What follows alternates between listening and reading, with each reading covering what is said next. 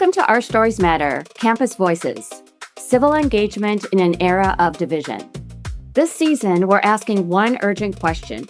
How do we engage across deep differences on college campuses without shutting each other down? I'm Susie Hess, here with my co-host, Miri Bar-Helpern. At a time when conversations can turn tense, polarized, or silent altogether, we're slowing things down.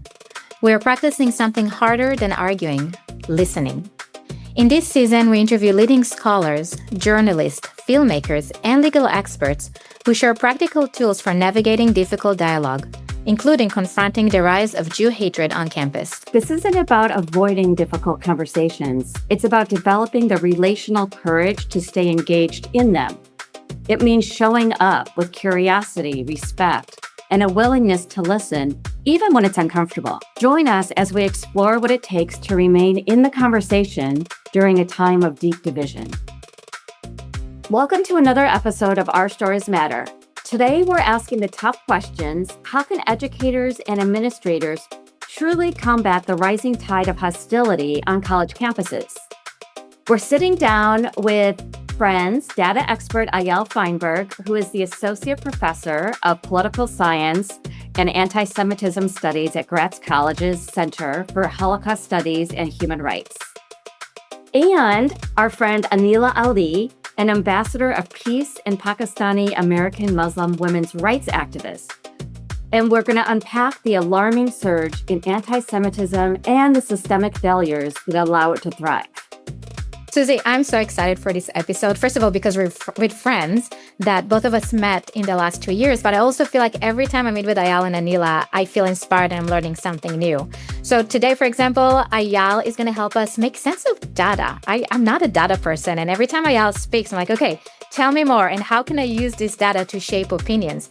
And Anila, her story as a Pakistani Muslim, as a teacher who advocates to keep Holocaust education in school is just unbelievable. So I'm super excited.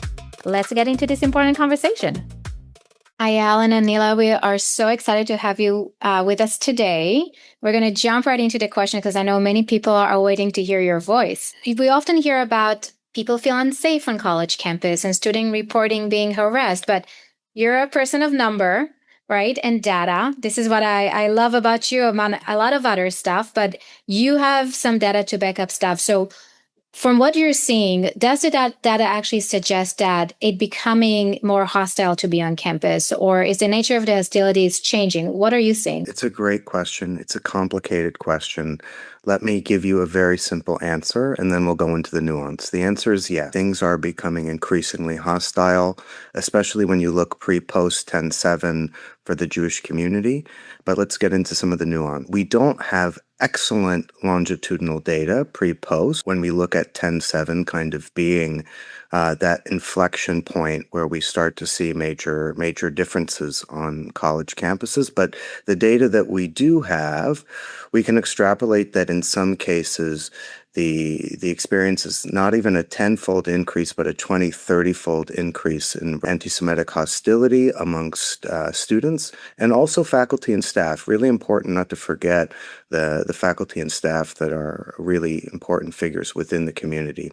So we see this data showing real increases in hostility, and there's predictable spikes, right, around contention surrounding Israel and the specific events following 10/7. That said, I think we're beginning to see a plateau. These indicators have remained pretty constant following the spikes that we saw initially following 10/7, and that is of deepest concern for me as it relates to the empirics. That's super powerful. And then I'm wondering, Anila, from your experience as a teacher in K through 12 and your experience seeing what's happening on college campuses and with the encampments, do you recognize the same seeds of radicalization that you have spent your career fighting against in the broader community? I don't know if it has plateaued yet, in my opinion, but it is definitely on the rise. What may be, indicators of, okay, they've slowed down is the actions taken by, the Texan and the Florida governor that could have an impact.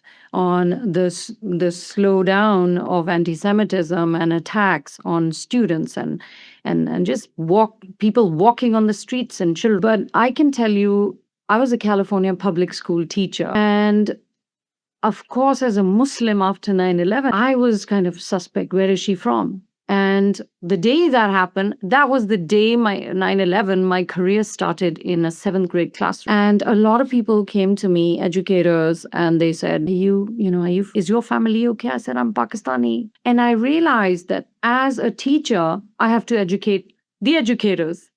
And so I started working a lot with the universities around in California and empowering educators to have a conversation, which is so important in a classroom, which is tolerance education. A seventh and eighth grade teacher, I had the platform to talk about hate and how it starts. And what better way to fight hate for a Muslim teacher and the Muslim and non-Muslim and American students than to learn the roots of hate and how they happen. I mean, at that time, there were so many young people, who for other, isolation, whatever was happening, would go out and shoot young people at campuses, and students wanted to ask. And I said, okay. I reached out to my colleague. She was Jewish, and she said, okay, even my students were calling me terrorist. I said, what can we do? The best way is to educate students and an eighth grade curriculum. Let's talk about the Holocaust and bring in Holocaust survivors, or show our students they're Muslim Jewish teachers. You don't have to say our faith. They know, and tell them that this is the America we live in. Unfortunately, we did that brilliantly. We also had a lot of the lesson plans coming in from different Jewish organizations about, I was actually harassed, and emotionally, I was completely, torn apart. Do I want to educate them, or do I want to follow this very weird woke guideline? At that time, I didn't know what was happening. And it's only later I realized, okay, they don't want me to teach this curriculum. They don't want me to use these books. They don't even want me to use Anne Frank in my classroom with even my honor students. There's something wrong. And every time I talk about a Holocaust survivor or bringing in Olive Tree Initiative, where Muslim Jewish kids, they're working together, they don't want to let them in. And Wow. I think that's a big loss to American education. And, we've got to bring that back. And I think that's something we can all work on. LA Unified voted to not include Holocaust education and many other things. There you are. You are not educating kids. What about the multiple perspectives you've got to get given? As you know, at that time, as I was a teacher, but I was also, into politics, geopolitics. Was invading our geopolitics of the Middle East, was invading our educational system through our own subversive institutions, civil rights organization claiming to represent all of us, and all of this happening in the classroom. So it's very dangerous for our kids. And eventually, teachers like me got pushed out of the system. And I think that's very sad. And I want us to advocate to make sure that kind of education is included, because that's like the most powerful way for young people to see what hate can do. Recently I was in Bethlehem under the Palestinian Authority, and there were two walls filled with, how they out the LGBTQ, and that's it. You have maligned them, they are targets. And they said, this person, they named a guy and said he is gay. And I said, okay, this has to be shown to American kids, that this is what Islamists do. This is what Hamas is. And there are Muslims. I have my friends in America whose kids are gay. They're Muslims. And, they are our children, and they're not understanding all of this. So I don't know if I answered your question. You can stop me and steer me that way. But there's so much to unpack in this conversation that we're having. So Ayal and I are friends, and then I started doing a deep dive on Ayal for this podcast, and I'm like, what have you done? This is amazing. So, I mean, all of you have been doing this for so long, and I'm more of like coming out of it all. So Ayal, I'm curious what your thoughts are around your research that I'm just learning about, the event count analysis that proves that conflict abroad correlates with hate crimes at home.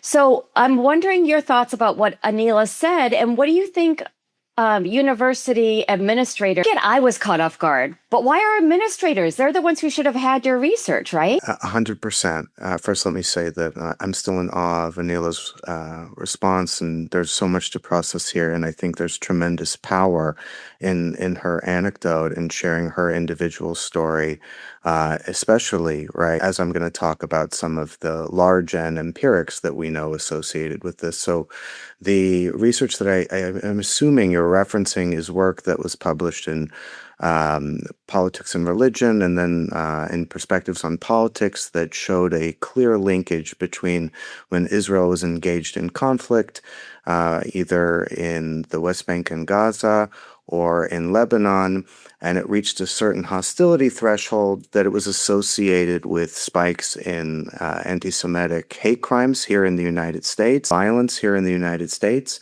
And among the factors that we measured would help predict variation in anti-Semitic hate crime, it was Israel's military incursions, the violence that existed between Israel and Hamas and Hezbollah, that was most predictive, right? Both substantively and in terms of statistical significance.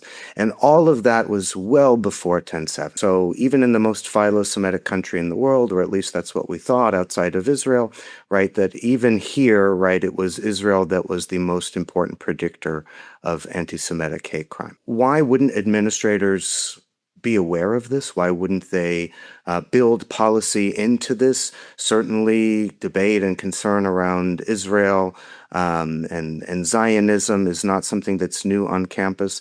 Well, I don't want to criticize my own work, but say that when we're looking at the hostility that existed between Israel and Hamas and Israel and Hezbollah in the last 2 decades, nothing was comparable to what we saw in 10/7. So I want to acknowledge that 10/7 was something that's uniquely different. University administrators are inherently conservative. So for all my friends out there who are saying, no, campuses are this bastion of liberalism, that's not what I mean. I mean that they are really invested in keeping the status quo on campus, keeping their jobs. They're interested in incremental change, even if their rhetoric suggests. And I think they were caught off guard in that they were not expecting the reaction from the students and later from the faculty that they saw on 10/8, in some cases literally on 10/8. And that's because what we saw from 10/7 was something that was uniquely different. Could they have planned? Could they have mitigated? Absolutely. I think the failure at the onset was that they underinvested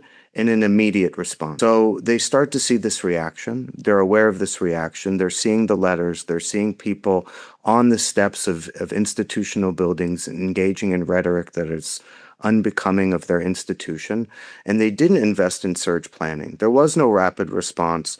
There was no consistent enforcement of time, place, and manner restrictions that have existed within these university structures for a long time. And they failed at early boundary setting. So what happened is that they let, right, the most radical actors kind of set the boundaries of what is acceptable and what isn't by simply taking this passive approach, right? They made a cardinal sin. They confused neutrality with passivity. First of all, we can have a conversation about whether neutrality was even ever warranted in this case, but that was their position, that unlike other forms of prejudice, Jew hatred manifests in uniquely political ways, right? Part of a broader double standard we all have to deal with. But because of that, we're going to remain neutral. But they weren't actually neutral. They were simply passive. And so when leadership won't define lines, the most extreme actors do it for them. And that's what we saw, this rapid normalization of anti-Semitism across college campuses. Then they kind of transitioned into treating this, when it was out of control, as a legal issue. And a lot of administrators genuinely did not support some of the activities that were going on campus, even if they were ideological with some of the stated values of the encampments, or held certain positions that mirrored that of some of what was being echoed in the encampments regarding the Israeli-Palestinian conflict. They genuinely were upset, distraught by what they were seeing on campus.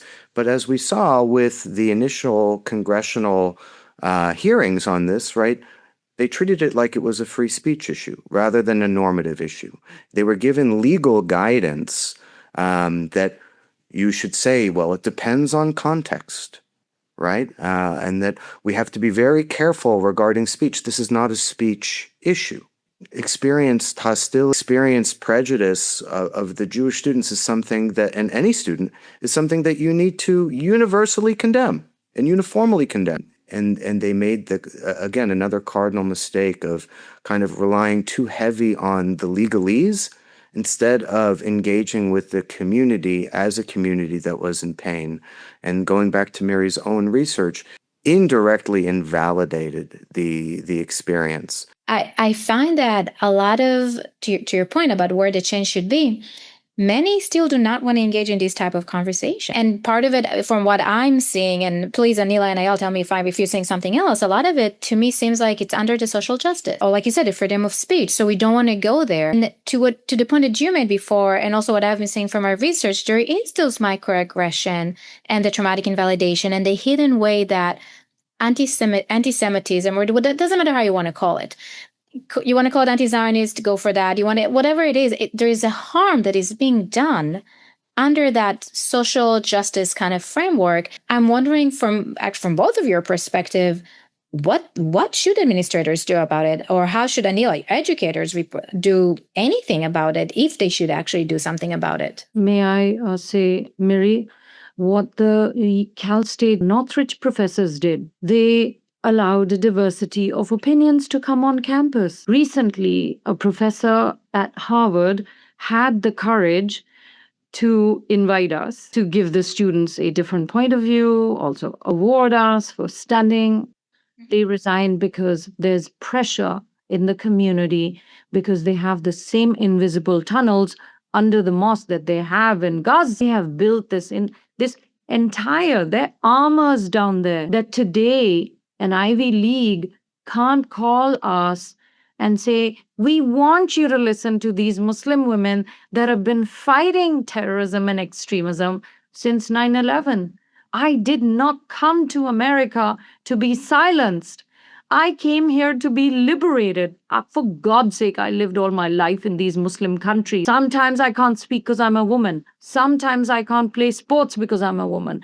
Sometimes I have to get married at a certain age and not fulfill my dreams because I'm a Muslim woman. And you are turning. And I say this to the Islamists and to all those leftists, women organizations who claim to be the voice of women like me. You are not with us.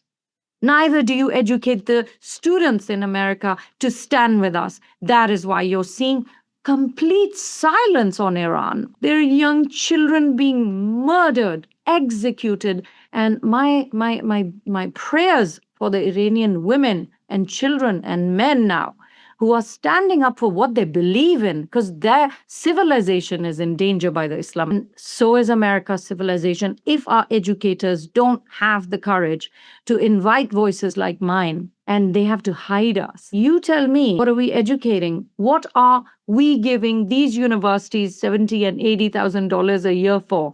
That our children and our students cannot even get a different point of view because they silence others with different points of view. And most of the time, it is just one narrative that they preach. And it's anti-Israel, anti-Israel. I saw it the day I entered a mosque after 9/11. What has that got to do with Israel? Oh, the Yahud, the Jews. And we have to stop this. Scapegoating Israel, no scapegoating the Jews. Look at your own self. Look in the mirror.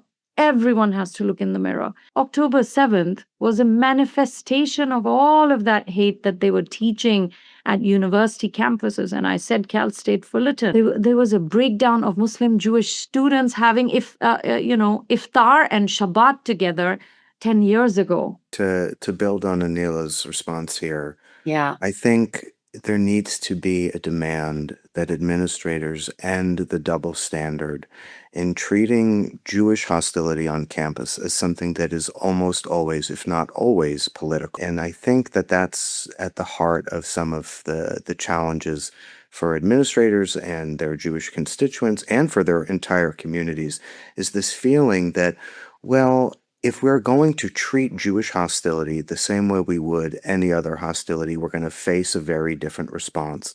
And as a consequence of what we know that response will be, we're going to change our tactic. That is negotiation with terrorists. And I don't necessarily mean that in a literal sense, but sometimes I do. And it's the double standard that Jews are feeling all across this country right now when they want to share their experience, they want to share what it means to be Jewish in this moment, and the feeling, again, going back to Miri's incredibly important work, that if they do that, their response is going to be invalidated. It's going to be treated as uniquely different from all other forms of prejudice. It's going to be either dismissed or deny. And we're seeing that on college campuses across the board. They need to collectively see the writing on the wall, and prioritize the impact that this hostility is having on the community rather than trying to decipher what is or isn't anti-Semitism, what is or isn't political, and focusing on intent. Intent should be deprioritized and consequence should be prioritized. To get a little concrete for students and administrators who are listening, I'm wondering, Anila, if you can talk about if there was going to be a Jewish student and let's say an anti-Israel student or a silent student with Iran. I mean, that's a whole other thing of the silent. I mean, how could they start to make progress? I ask this to Ayal, by the way. I always ask, how do you navigate these conversations? So I'm wondering, what could you recommend, Anil, for students just to start? This is a very important question going forward. Last year that the Holocaust survivor, Mr. Parasa, came to my classroom, do you know what he said?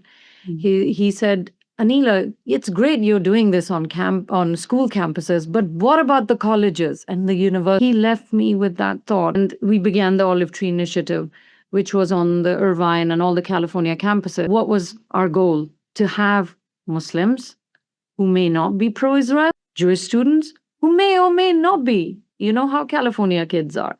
Bring them together and talk about it, learn about the issue, not from all these social media, but actually we developed a program on conflict mediation, which ended in a trip of faculty, community members, and these students who had done the 6-month conflict mediation program.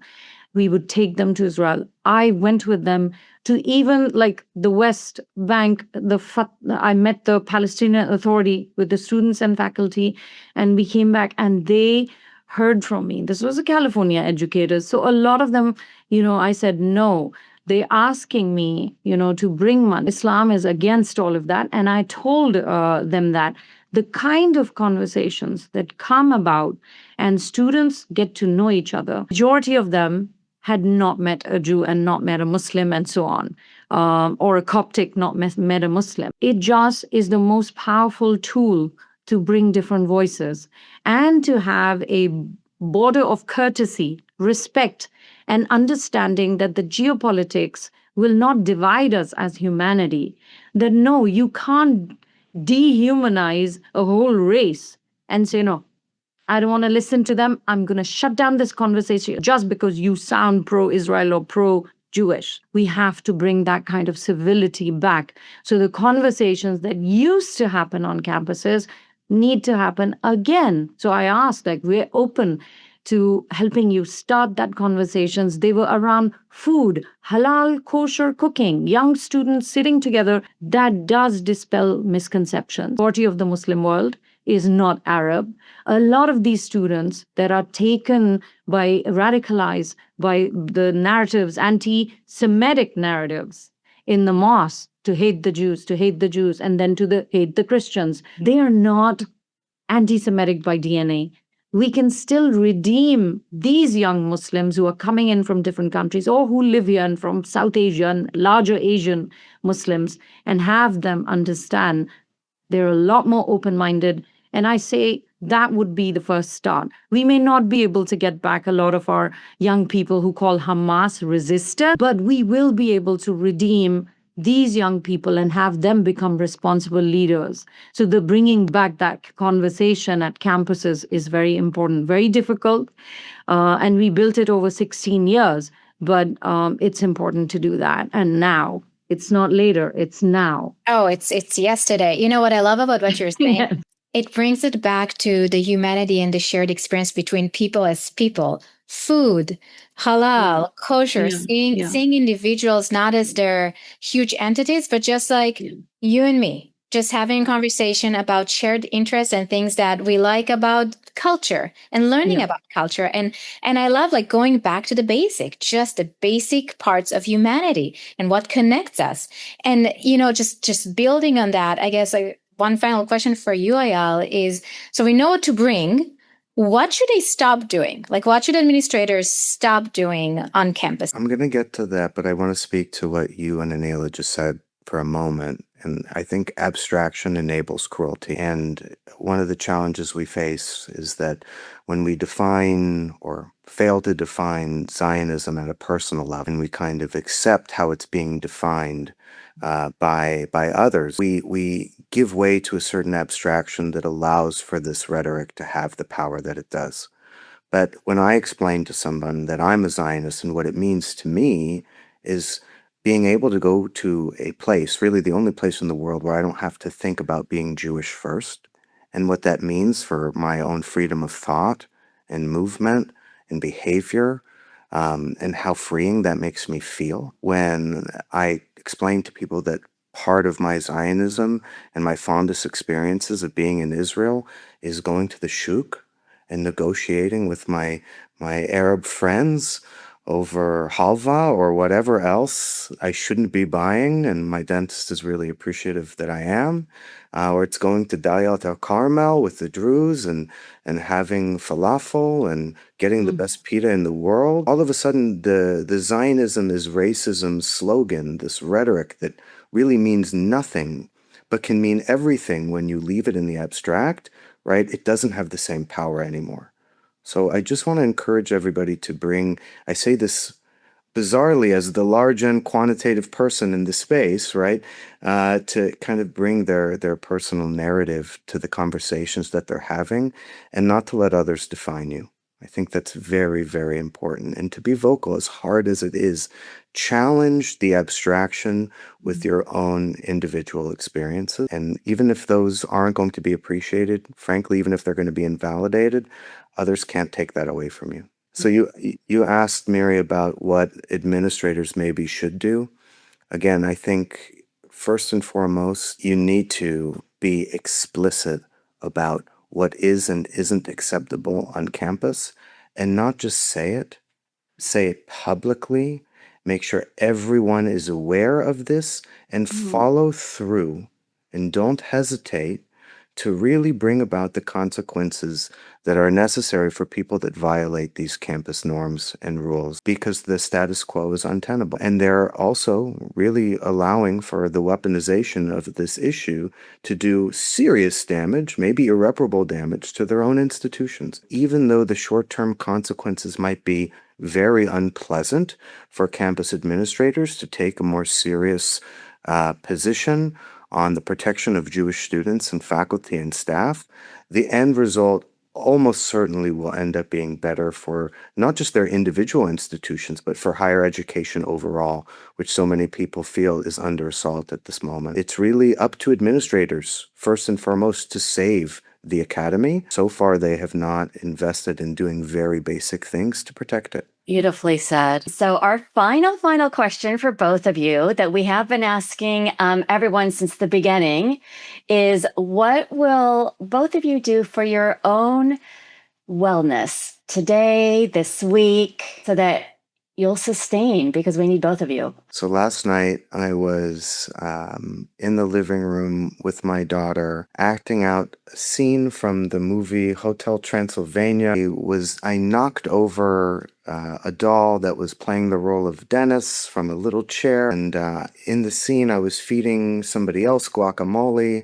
And I said, "Oh, my guacamole hands," which my daughter found, she's 3, to be the funniest thing, the single funniest thing she's ever heard. I mean, that belly laugh from a child. There's no value that you can place on that, right? It's valuable. It's pure. The really hard work that everybody in the space does all the time. We need the purity of a child's laugh to kind of cut through just the tension, the hostility, the pain of what we do. So I'm going to figure out what I can do to get my daughter to laugh like she did last night, even half of that, and I think I'll have a very good week. Love it. So I'm very excited to be going back to California to celebrate Eid, which is the end of Ramadan festival that we have since October 7th, and having all the threats, and my kids were harassed, and my entire family in California was harassed. I was harassed, threats.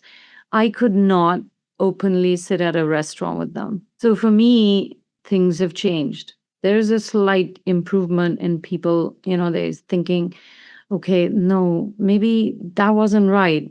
And now I'm going to spend time with my kids and my grandchildren in California. So for me, just that thought that, a grandmother in America who believes in Abrahamic unity was harassed so much that she could not spend time, go to a restaurant, which we all do with our families. I couldn't do that for 2 years. Wow. And now I can. And so I will, because that's how our world had become.